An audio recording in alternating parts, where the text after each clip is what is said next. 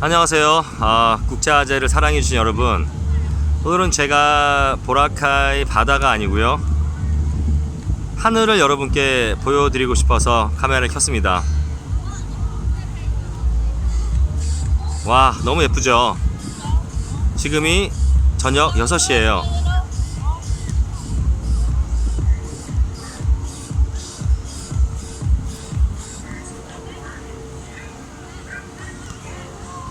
여러분, 제가 진짜 여행을 많이 다녔거든요. 사실 좀 세기가 힘들 정도로 진짜 여행을 많이 다녔는데, 그 중에서 특히 기억에 남는 곳이 몇 군데가 있습니다. 첫 번째가 브라질. 36시간 동안 비행기를 탔고요. 너무 고생해서 갔는데 그 브라질의 정열을 느낄 수 있었고 너무나 재밌는 추억이 많아서 저는 첫 번째 단연 1등은 브라질이었고요.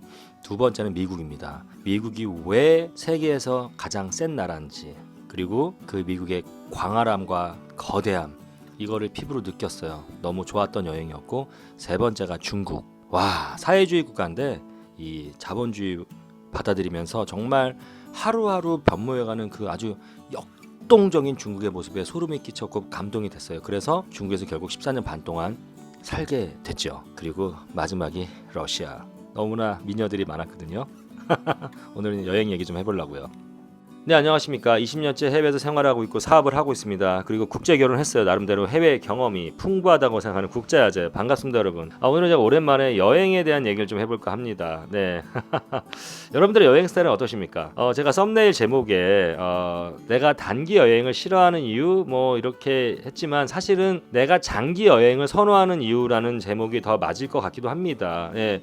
저는 정말 그 단기로 여행 갔다 오는 걸 별로 좋아하지 않아요. 제가 여기서 말씀드린 여행은 해외여행 말씀드리는 거예요. 물론 저도 이제 한국에 오랜만에 가면 한국에서 국내 여행 갈 때는 뭐 2박 3일, 3박 4일 이런 식으로 많이 떠납니다. 제가 말씀드리는 거는 해외에 갔을 때, 저는 제 평생 단기 여행은 딱 한 번 간 것 같아요. 단기 해외여행은 제가 첫 번째 결혼식 했을 때, 첫 결혼식 했을 때 신혼여행을 참 첫 번째 결혼식 이렇게 얘기하기도 이상하네. 하여튼 첫 번째 결혼식 신혼여행을 제가 여기 제가 현재 살고 있는 필리핀의 팔라완이라고 굉장히 아름다운 곳이 있어요. 20년 전인데 지금도 아름답겠지만 그때 진짜 청정 지역 너무너무 아름다웠었는데, 거기에 이제 허니문 패키지로 여행을 이제 갔었거든요.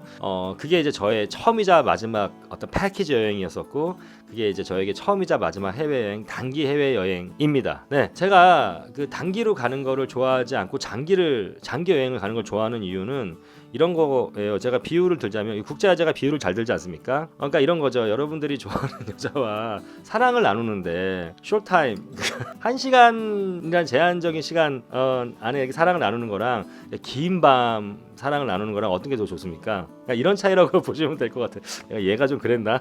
어쨌든 저는 이제 그런 느낌이거든요. 그래서 내가 좋아하는 곳에, 관심 있는 곳에 가서, 그러니까 물론 알아요. 저도 압니다. 여러분들도 저도 아재님처럼 길게 여행 가고 싶어요. 그러나 환경이 안 따라줘서 그렇죠. 뭐 압니다. 한국 사람들 굉장히 치열하게 열심히 살아가고, 솔직히 막 보름씩 한 달씩 이렇게 시간 내서 여행 갈 수 있는 여건인 사람들이 몇 명 안 된다는 것도 알아요. 저도 솔직히 제가 제 사업을 하기 때문에 그렇게 장기 여행을 했지, 한국에 살면서 직장 생활을 했으면은 그렇게 쉽지는 않을 것 같아요. 근데 아무튼 또 제가 젊었을 때는 그 어떤 법정 공휴일 이런 걸 다 찾아서 써먹으면은 딸리는 분위기였거든요. 근데 요즘에 좀 어쨌든 노동법이나 이런 노동 환경이 좀 변해서 조금 그런 게 좋아지고 있지 않나요, 한국이? 근데 아무튼 여러분들이 저는 하실 수만 있다면 좀 시간을 내서 장기 여행을 가기를 권합니다. 왜냐면은 단기를 가면 이런 거죠. 뭐 3박 4일, 4박 5일 그러면 사람이 조급해져요. 그러니까 짧은 시간에 여기 찍고 저기 찍고 여기 찍고 뭐 네이버로 검색 쫙 해가지고 어디 가서 뭘 먹어봐야 되고, 시간이 짧기 때문에 조바심이 생기고, 내가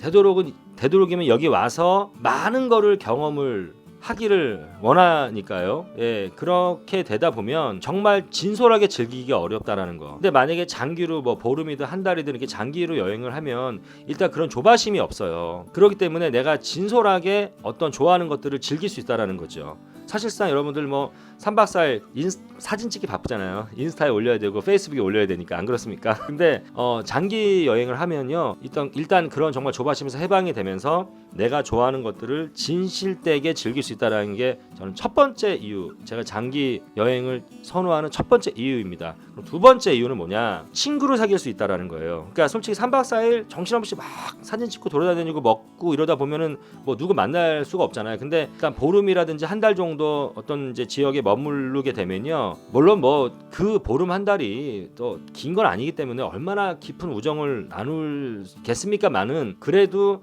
거기에 로컬 친구나 거기에 이제 장기 체류하는 그런 친구들과 사귀면서 다음번에 내가 다시 이곳을 찾거나 아니면 그 친구가 내가 있는 곳에 오거나 충분히 반가워하고 서로 웰컴해주고 맞아줄 수 있는 그 정도의 친분의 친구를 사귈 수 있다라는 거, 그거는 저한테는 굉장히 큰 매력이라고 생각이 듭니다.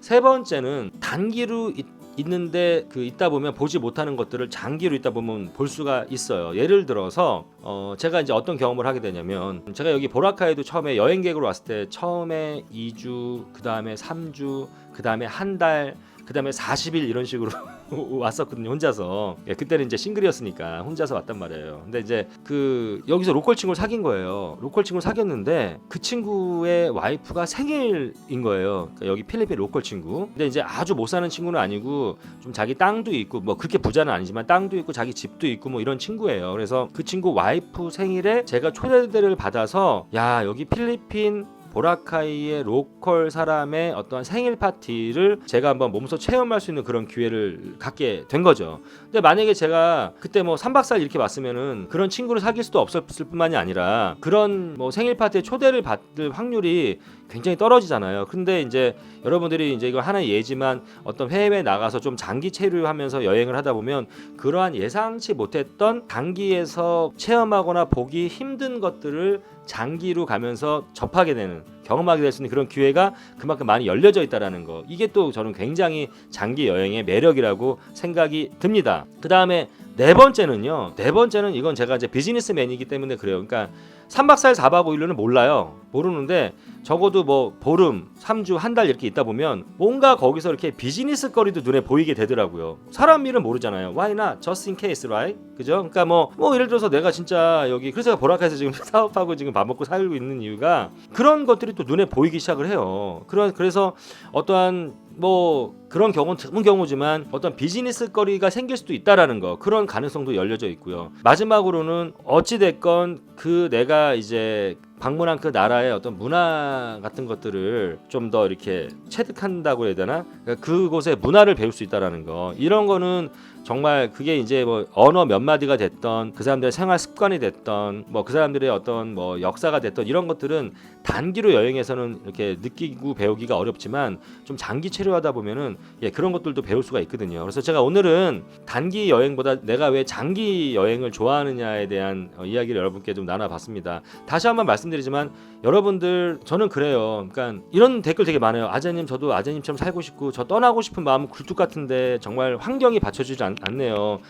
그게 안 되네요. 이런 댓글 굉장히 제가 많이 보거든요. 근데 여러분들, 이거는요, 해본 사람만이 압니다. 그러니까 여러분들이 지금 정말 떠나고 싶다면 떠나세요. 정말 그것이 간절하다면 여러분들 지금 하고 계신, 흙바퀴 돌듯이 하고 계신 걸 좀 내려놓으시고요. 떠나실 수 있으면 떠나세요. 왜? 여러분들이 안 하셔서 그렇지, 여러분들이 현재 하고 있는 걸 내려놓는다고 해서 여러분들 세상이 망하지 않습니다.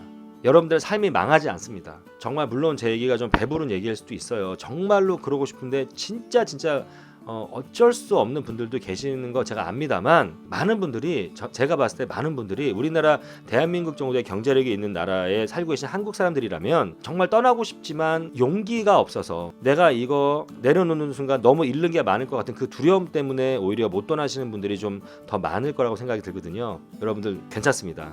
네. 제 얘기가 재미있었고 도움이 됐나요?